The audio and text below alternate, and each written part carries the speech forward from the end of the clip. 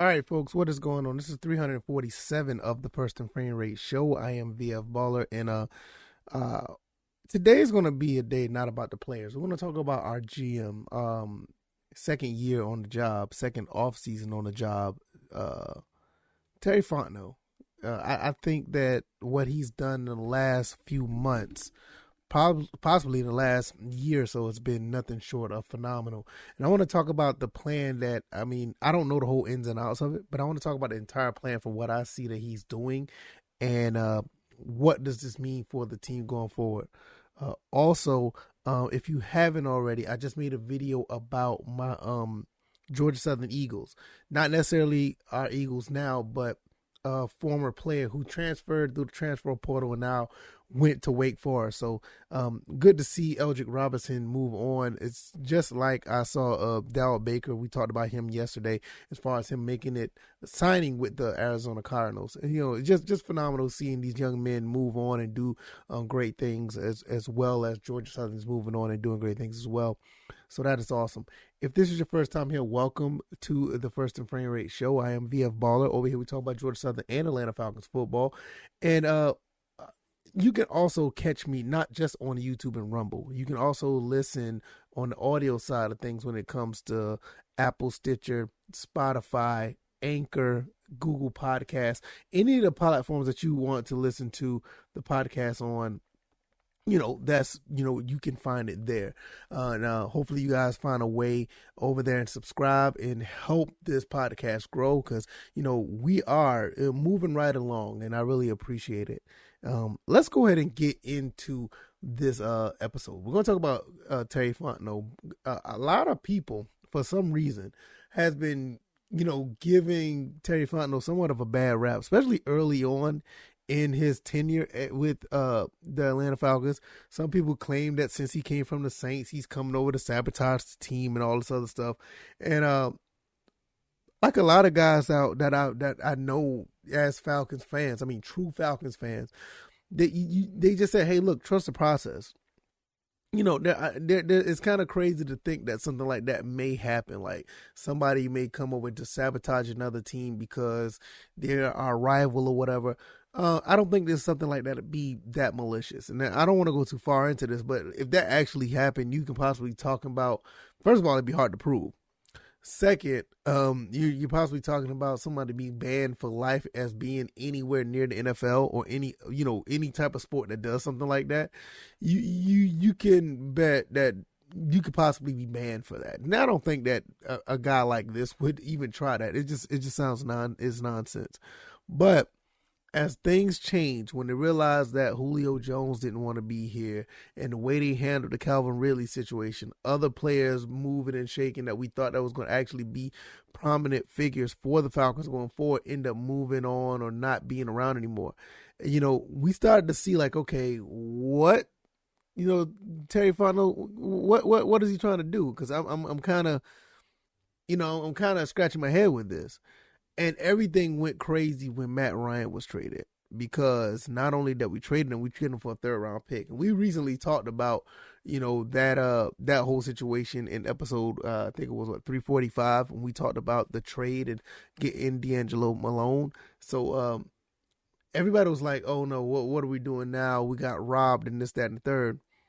But I got a question. How do you get robbed when you have the means and the process is going, you have the means to end up making over $100 million in cap space? How do you get robbed in that situation? What kind of draft picks are you willing to give up? Just say in hypothetical, how many draft picks are you willing to give up if you can create that much that much cap space the following year? And I think his plan that the way he did this is like brilliant. And I don't think you can deny it.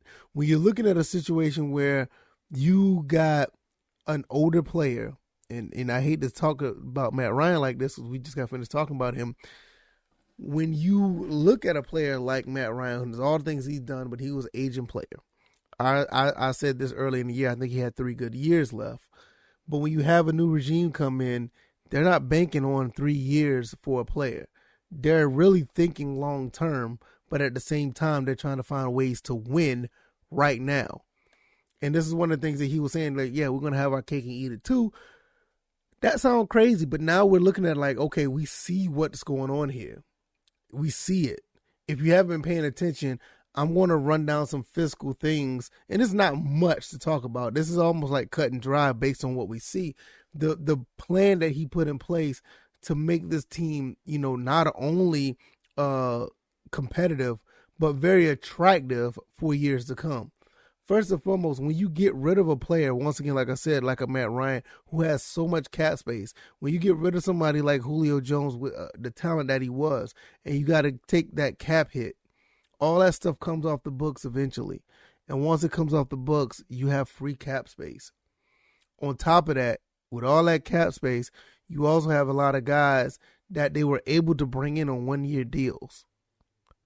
So what does that tell you? These guys that are here on one-year deals are not just any guy off the street. These are guys that have shown that they're fairly solid players. And some of them got 2-year deals, and it's pretty interesting how that played out. Like a Casey Hayward or Mariota, those guys got 2-year deals. But when you look at guys like Zoe Carter, you look at Eric Harris, you look at Dame Williams, you look at like 4 or 5 other players, Alden Tate, those guys got 1-year deals. What does that mean? Hey, look, we want to see how well you can do, and we got something as a very big incentive for you if you do very well. Not only that you can get like a long-term deal with us, we have cap space to basically sign you for a good bit of money.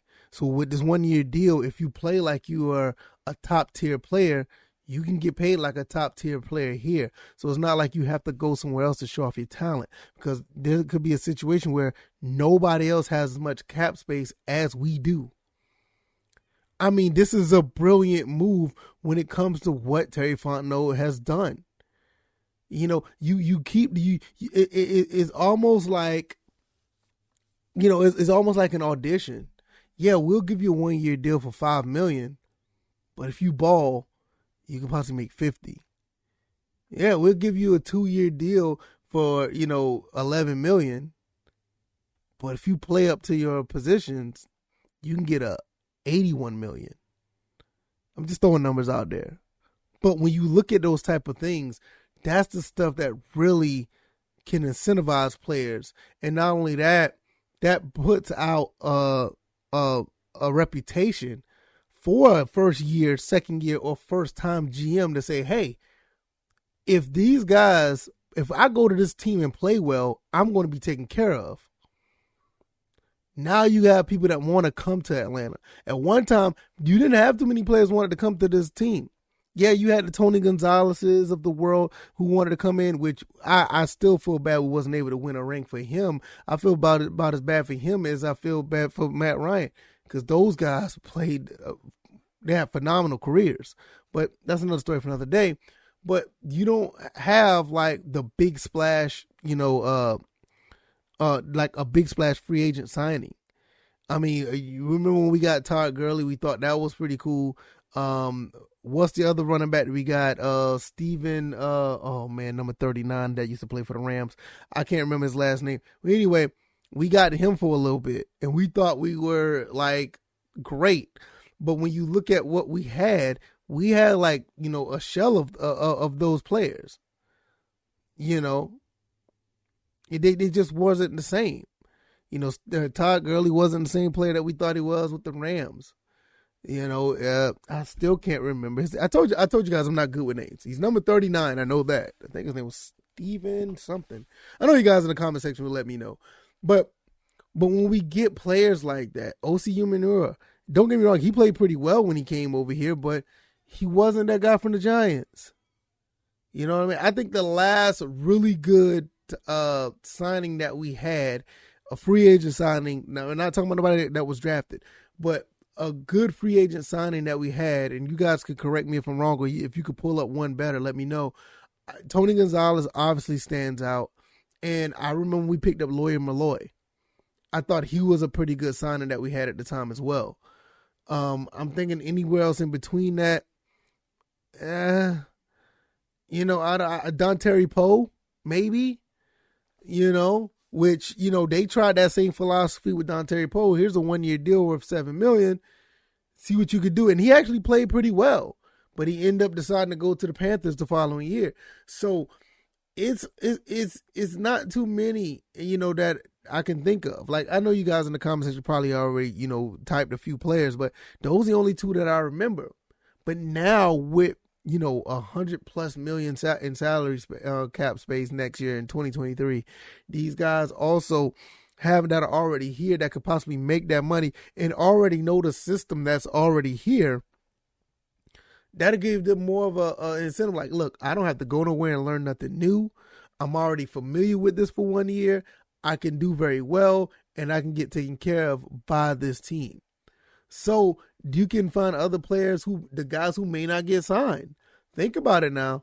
The guys who may not get signed after 2020 that are on this 1-year deal. You may could bring in other players that could fill that void, and there may be better players, and they may want to get that same type of pipeline of fiscal income. Where, hey, I could play Terry Fontenot and these guys are going to try to pay us if we play up to our potential or max out our potential or go beyond our potential.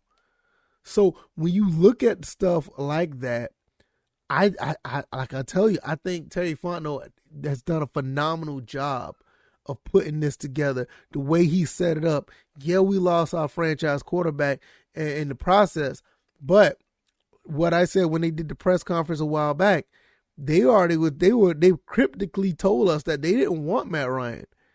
They wanted to do right by him because they wanted to get rid of him from day one. And I hate to say it like this because I like Matt Ryan, but I don't blame him. I don't.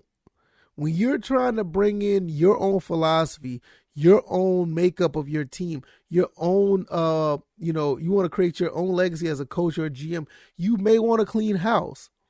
And we all starting to see this now that, hey, Arthur Smith like guys that can move a little bit in the pocket. Marcus Mariota is his guy. Desmond Ridder runs a 4.4. So this is the makeup of the team. Matt Ryan will maybe run a 5.2, maybe 5.6. Don't get me wrong now, he can move, but he's not like these other guys that we got now. So when you create the makeup of your team, you start to see the type of players that we're getting now. Terry Fontenot gets with Arthur Smith. Both of them get with Dean Pease and say, hey, look, I need bigger, faster, stronger. And I ain't going to say stronger because I don't know. But I need bigger and faster players. I need more stronger players. I need some guys that are built bulky and built up. 6'3", 240, 6'3", 250, 6'5", 270. That could get off the edge rush, do something. Go up the middle and clog up the running lanes. Big receivers that can go up and catch the ball. Mobile quarterback that can get around. And that's what they're doing. And on top of that, Terry's getting things together where it's going to be an incentive to be an Atlanta Falcon. Not only that you will get paid, we're putting a philosophy together where that we're trying to win games. Which, to be honest with you, looking at the way things are now, I'm starting to get on board with some of the guys in the comment section. I was thinking about it. I'm not 100% sure, but I'm starting to see 11 wins, 10 wins, 12 wins. Because it's not because of the opponent that we're facing. It's about what we're trying to do over here. And if you don't beat yourself, you have a high chance of winning a lot of games. And this is what they are capable of. They're capable of putting a team together to make something like this happen. And I just been sitting back looking at this. I'm like, man, all these 1-year prove-it deals, and at the same time, we have a lot of dead cap space on the books. Yeah, Grady Jarrett just re-signed, and it helped a little bit. And we could probably sign 1 or 2 more players if we want to. But when you look at 2023, you got all this talent on this team because you did well in the draft already. You got some talent on the team because the guys, even though they didn't play up to their full potential, that doesn't mean that they don't have the talent. But then you turn around and have all this other money behind it where you can sign more people, where you can make different decisions on certain players, where you can attract other players that want to come to Atlanta. There's, this is funny. You notice that this is kind of like how the Hawks were a little bit. The Hawks starting to be that way, where some players are starting to want to come to Atlanta to play. I'm not gonna lie, man. I'm a Bulls fan, but I would love to see Trae Young and Donovan Mitchell together.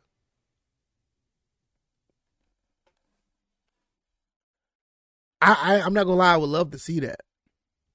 Now I think that'd be something really cool to see. Don't get me wrong, I like John Collins, but at the same time, if you do bring somebody like a Donovan Mitchell, one of those, and I don't want to get too far in the basketball talk, but that kid that was drafted last year, Johnson or something like that, he's going to have to fill the role of John Collins. He's going to have to be that high flyer to get alley-oops off the, out of the sky. But I will watch that, and I'm a Bulls fan. But you see the parallel a little bit of what Terry Fontenot's doing.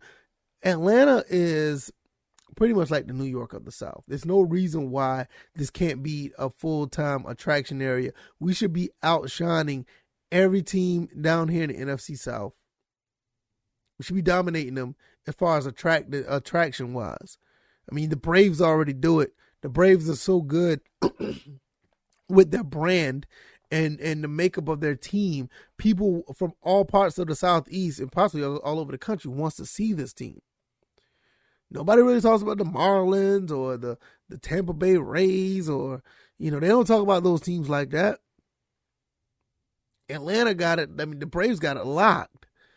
And I know football down here in the South is like a religion, but the Falcons should be able to put themselves in a position where this Southeast and the way the makeup of the city, and you get a team out here that can start winning consistently.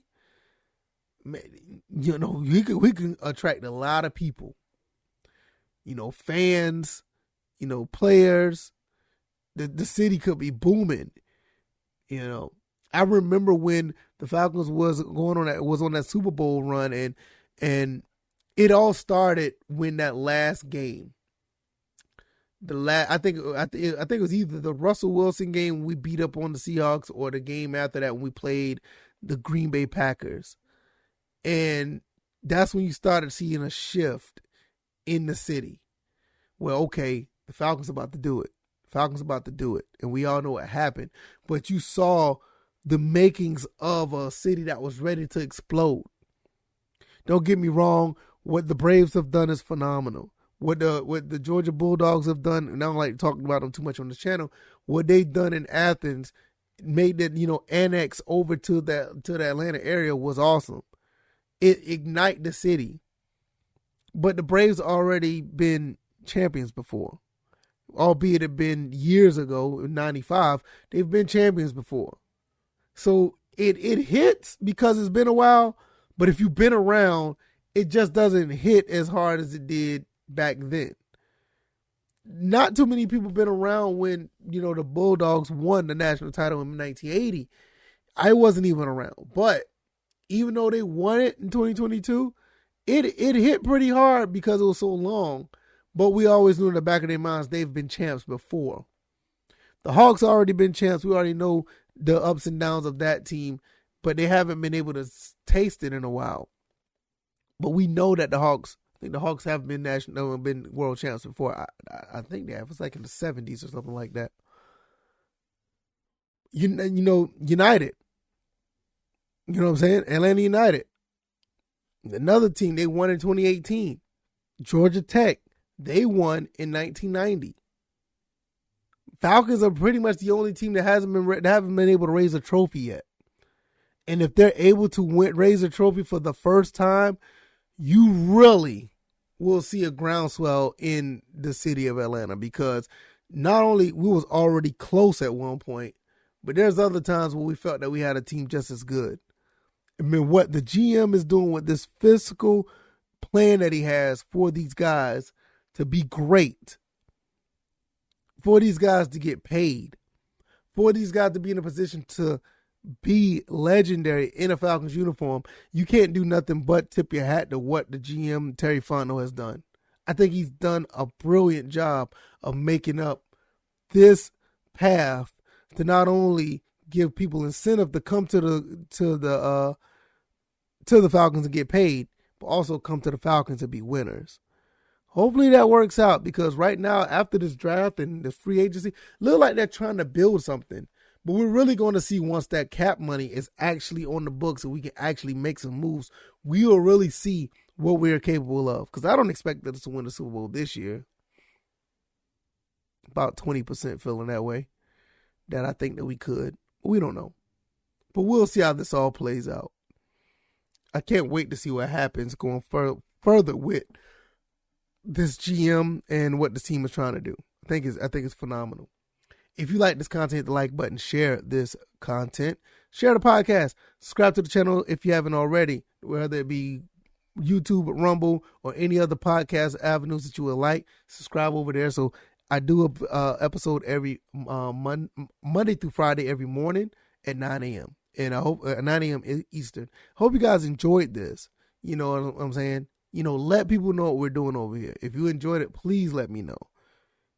If you enjoyed it, share this. The little share button under the video, if you're watching this on any platform as far as YouTube goes, any platform, like if it's a cell phone, desktop, whatever the case may be, hit that share button and just send it to somebody. Email it to somebody. Say, hey, man, what you think about this? Let people know what we're doing. I really appreciate it. Also, subscribe once again if you haven't already. And we'll be back on Friday. And we're going to talk about some scheduling, and we're going to talk about the NFC South. I think that's going to be a really interesting episode, because the NFC South looks very different, and it may actually look favorable for our Falcons. All right, y'all. Y'all take it easy. You guys enjoy the rest of your Thursday. You guys be blessed. Peace.